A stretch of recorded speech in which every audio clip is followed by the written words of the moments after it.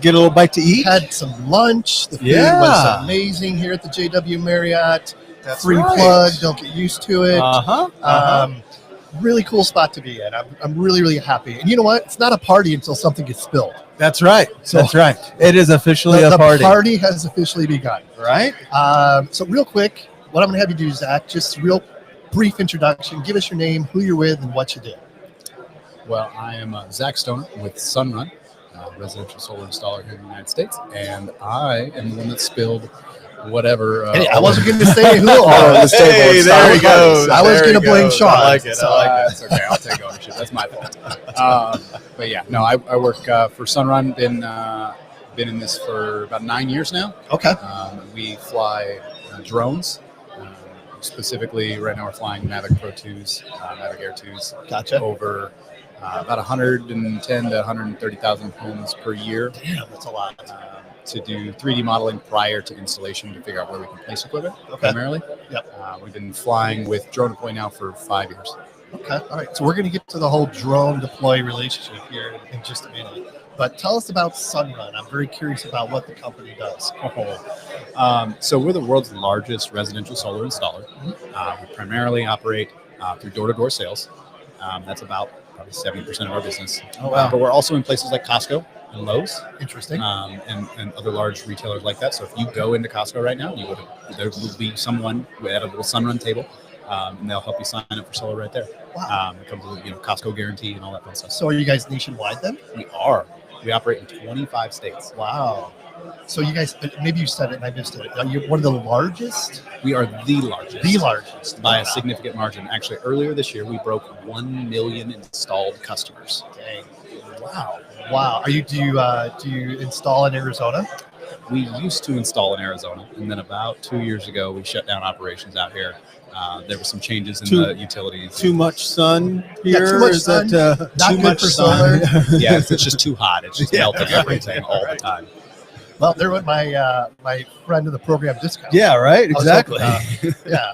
Well, when you come out to California, we'll Use the angle. Yeah. All right. Cool. So, what is happening in the solar world as far as technology goes? Are the panels getting better somehow? What is the evolution looking like? So panels are always getting better. When I started, we were installing 160 watt panels. I think right now we're installing 410 watt panels. Oh, wow. So the panels are significantly more efficient than they used to be. That's a big part of it. But then a really large part of our business has been a transition to storage solutions. So battery backup power. Yep. That opportunity for customers. We're installing Tesla batteries. We've been installing LG Chem batteries for years. The customers give them the opportunity to, when there's a power outage, they have sometimes days worth, especially in the recent hurricanes. We had thousands upon thousands of customers that were in those areas that lost power, but they continue to have power through their battery that they have on their home. So that's been a big part of our business. And will continue to be going forward. It's becoming larger, especially with the NEM changes in California and other states like Illinois, where NEM 3 is not nearly as solar friendly as NEM 2 was. And so a lot of the product now is set up to pull from the battery in the evenings so that the customers still save plenty of money on solar, and they're not basically giving free electricity back to the utility. Right. So we laughed a little bit about solar in Arizona. We live here, of course. So my thinking is that Arizona's got to be the best state for solar because it's sunny here 320 days a year. But is that always the case? Does solar do well in, say, Seattle? We've seen some of our competitors try to go up there. I don't know how well it's been going for them. Example, Lumio, one of our competitors, set up shop up there. And they filed for bankruptcy about a month ago. So I don't know how well that's going for them. It does do better in obviously sunny places. The system's just going to be more efficient, so we can get you more power for less money when you're in a sunny place, particularly if you got a southern-facing roof that's not obstructed by trees. Right. But there's a pretty big regulatory component to all this, right? There are lots of regulatory components, and all of that varies based on the state you're in and even the utility that you're in. Whether you're in Southern California on SCE or SDG&E or PG&E, the rules are going to vary, and what makes sense for you. Some customers in San Diego are paying like 38 cents a kilowatt hour. But you go to Iowa and you're paying like 8 cents a kilowatt hour. It doesn't make sense to do solar in Iowa where the power is so cheap.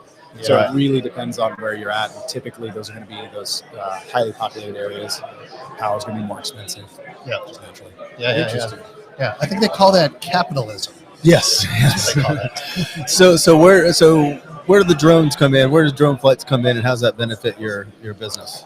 So we do that. Well, we do it in multiple phases, but primarily, most of our flights come prior to the solar panel installation. So prior to even the permitting process, we decide where the panels will go, where they'll fit, and what's the most efficient place to put them.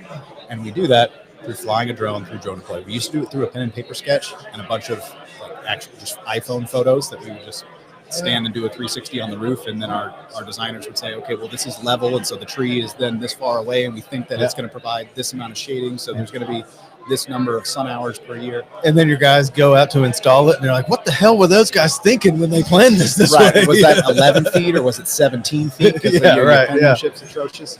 And now all those problems go away entirely by using drones. So we'll fly it with a map model as well as a panel model.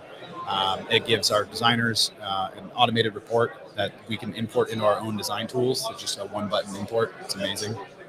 It speeds up everybody significantly, and it's a significant safety win for our team because we save every year about 70,000 man-hours that we would spend on a roof. We're now standing on the ground with a drone, just flying around, and I don't have to risk getting on a roof, having somebody fall. Sunrun has made leaps and bounds in the last few years in significant safety instances and improving that through our DART rate, through OSHA compliance and all that fun stuff to make sure that our teams are safe. We haven't had a surveyor involved in a significant fall in a couple of years because we spent so much time no longer on the roof, particularly through our drone program. So do you fly it like pre and post installation? Or is it just for the pre-installation for design purposes? It's primarily for pre-installation. We've explored other routes of system troubleshooting, as well as hey, the customer needs to pull the system down for a removal to redo their roof. They've been installed for 10 years. Hey, it's time for a new roof. I got to pull the solar system down. I got to put a new roof on. I got to put it back on. And a lot of that involves permitting with the local, jurisdictions. I was talking with the people in New Jersey today, where they have to get a permit before they can even pull the solar system down. And that's a separate permit from the roofing permit. And so there's a bunch of paperwork involved, and drone flights are handy in those situations. Yeah. Sorry, I got distracted there for a second. Yeah, I can understand. So talk about drone deploy a little bit. I mean, you do so many drone flights, and how does that add value to your company? Yeah, we're flying right now. I think we're on track this year to do about 130,000 drone flights. They're only 10 minutes in length, but we average a drone taking off. I think it's every 5 minutes throughout the working day. There's another drone taking off all day long, and at any given time, there's 3 active Sunrun drones flying nationally. We have 280 pilots, and they'll do 4 to 5 flights a day. Wow. Every one of them. So that data gets used, like I said, by our design teams, by our permitting teams, by our pre-install operations managers. They're reviewing projects before we go out there to plan safety setup. Hey, where are we going to put up our ladders? Where are we going to set up our safety zones? What do we need to cone off to make sure customers don't accidentally walk into the work zone? Those kinds of scenarios they can all do through drone deploy. On top of the design work of the sun hour estimation and all of that work, we do both work our CRM through Salesforce and but also working directly in drone deploy. We get they export a GeoJSON file for us, and we can actually automatically estimate tree heights through their file. So it's fantastic. That's a great application. It's amazing for us. So is there a central brain where all this data is going to, and it gets distributed, or is each state have its own little I don't know what's the word I'm looking for? The nucleus of the operation. Yeah, how does that work? We have our own internal tool that interprets all of the rules and the AHJ requirements, all of those things. But it's similar to maybe like Procore would impose. We have very specific to solar. So and a our proprietary platform of some sort. But we use that drone deploy data within that system to make all of our estimations and system designs and all that stuff. And then do your clients get access to that? We don't currently. It's actually something we've been discussing of like, hey, do we want to a week after the survey, just send them the 3D model? Like, it's almost boring to us, in this world. Like, I look at people's houses in 3D all the time. Right, yeah. But if I go to somebody's house and like, hey, I have my own drone, I can 3D model your house, like they think it's the coolest thing ever. And so I don't know why as a business we haven't gotten that far yet. It's something we've talked about a couple of times. Like, hey, why don't we send this to customers? It's like, hey, here's something you can. Well, they can also visualize what it's going to look like, right? Yeah. Wow the customer with something that. Something they may have not experienced before, and it's a cutting edge technology that again a lot of people don't experience or haven't experienced. So, do you ever put any other sensors on these drones? No, we are extremely basic. It's all photogrammetry for us. I'm here looking at hardware. I was talking with Grant and Tabitha about looking at maybe some thermal options for some O&M side of reviewing systems. Millions. We're doing a lot of man hours on the roof, but we've been talking about spending less time on the roof. And as we do, we have a million installed customers. We do over 50,000 investigations in the system production every year. So, I'm sure the customer service side and warranties and those kind of things come into it, right? Right. So we're absolutely exploring those things. It's just kind of what makes sense. How much does it cost us to go do it in person? The safety side metrics, all of that. But we're really basic on our sides. Our needs. It doesn't take a lot of technology to leverage drone deploy, to leverage geospatial tech. You literally just photos is all you really need to get started in it. The technology can be really. We were flying Mavic Air 2s that are the frame is $800. It's not expensive. Yeah, my thinking is if you did put a thermal sensor on the drone when you're flying it for, your purposes for design or whatever, you can be like, okay. So not only can we make your house more efficient from a power perspective, but we can also tell you where your inefficiencies are, where you're losing. Well, you're that's a whole other path. It's a package deal. This is a package deal. Okay. We do have some external fulfillment partners that do things like that, where they're like, hey, we'll get you doors and windows and we'll get you solar all at the same time. Sunrun doesn't offer anything like that currently. Doesn't mean more in the future, but we don't currently offer anything like that. Although now that I'm wondering if on our roof leak investigations, every time it rains heavily, customers, and I don't blame them for it. They assume that, hey, the last person on my roof I never had a roof leak until you guys came and put that on there. I don't blame them. Sometimes they're right. But a lot of times it's not the case. It's a completely different part of the house than what we installed on. This is what's going on. It was installed 5 years ago and everything's been fine. Right. Or they, a bird got up under somewhere and caused some problems. But thermal could come in handy for those scenarios as well. And where is typically the battery storage? Where is that typically located? Is that inside in the garage, or is that? That varies heavily by market, and that is because the permitting AHJs are so strict, and everybody wants to be in charge and write their own rules. Some of them require it to be in the garage, and some of them say you're not allowed to put it in the garage. And some of them. Elliott County Fire was a big push on our end. The requirements were very strict for a while. They've loosened up the requirements a little bit since then, but we have to be, I think right now we have to be 3 feet from any side of the battery, from any opening into the home. So if you're in Orange County, where there's windows and doors everywhere going all the way around, there's no place for the batteries. There are times where we literally can't install on that customer's home because there's no place that meets the fire code requirements in addition to the AHJ requirements. Interesting.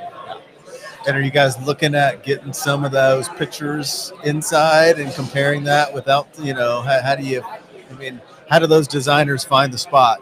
Are you getting everything from your drone flights? We're getting a lot from our drone flights, but we've actually been piloting with Drone Deploy on their ground scan. Look at that. I've been working with them on that since February, I think. Oh, wow. Been trying to get that tested out, and very accurate. Their ground scan product. I don't know if I can say how accurate it is. It's very accurate. We did a lot of testing with it.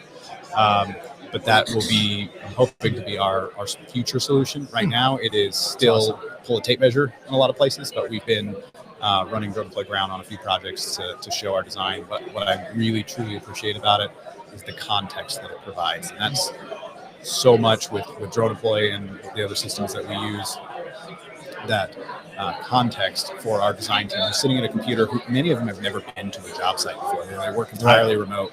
Right. To give them the context of, this is what this actually looks like. It's not just a 2D photo that you're looking at. Like, this is what the space looks like and feels like. We really love that you can do that, particularly with the ground scan. We're trying to enable like our sales reps to be able to do that as they go door to door, to be able to do the scan without us even having to roll a truck out there. Right. Surveys. Was huge for our design team to be able to process projects. Yeah, definitely. That's cool. It's all about efficiency, right? That's right. Right on. Anything else you like to add, Zach?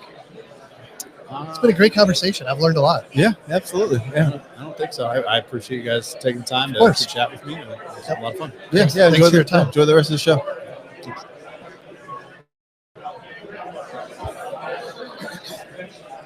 Man, that background noise Got loud. So loud. It got Picked loud. up a lot. They're like- after lunch. Yeah, they like rolled a cart through here, and people were like following the cart. It'll filter out here. Yeah. Did you see his ring?